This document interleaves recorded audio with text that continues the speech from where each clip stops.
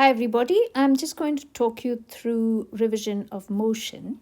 So we use the equation v equals d over t only for constant or average speed. However, if the speed or velocity is changing and it's changing at a uniform rate, then we say the object is undergoing constant acceleration, and so then we have to use these kinematic equations where Vf stands for final velocity, initial velocity, acceleration time, and that's your distance or displacement. Now, the value of A depends on how the object is traveling. So if something is moving horizontally like a car on the road, you use whatever value for A it is.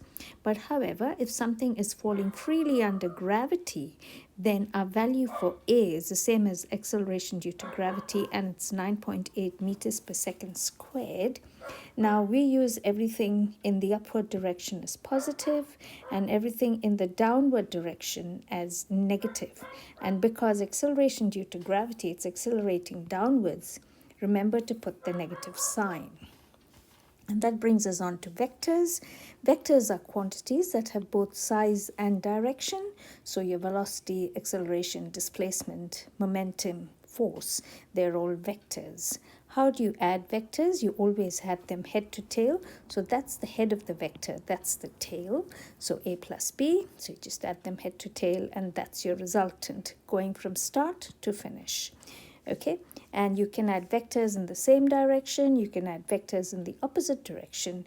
When you add vectors in the opposite direction, you find their difference and put the direction of the larger quantity. You could also have vectors at right angles to each other. So like for your projectile motion, again here you add them head to tail. There's your resultant. And for something like this, you're often even asked to find the direction, and it's usually for something falling to the ground. It's the angle it makes with the ground, the horizontal, which is the same as this angle because they are alternate angles. Okay. You have to use subtraction of vectors when you want to find change in velocity or change in momentum. And the rule to subtract vectors is add the opposite. So what do you mean by opposite? You keep the first number as it is. The second one, your minus changes to a plus, and the arrow pointing to the right will now point to the left.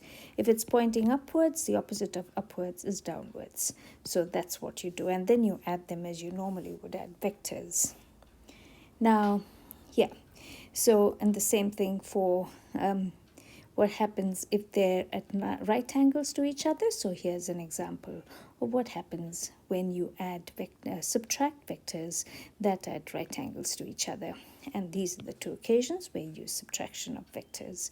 And yeah, I just went on to momentum, and impulse is change in momentum, so that's where you use that.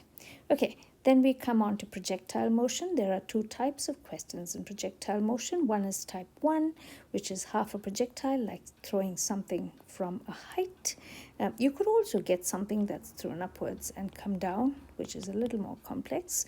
But if you're looking like this, the constant velocity, horizontal, is always a constant velocity.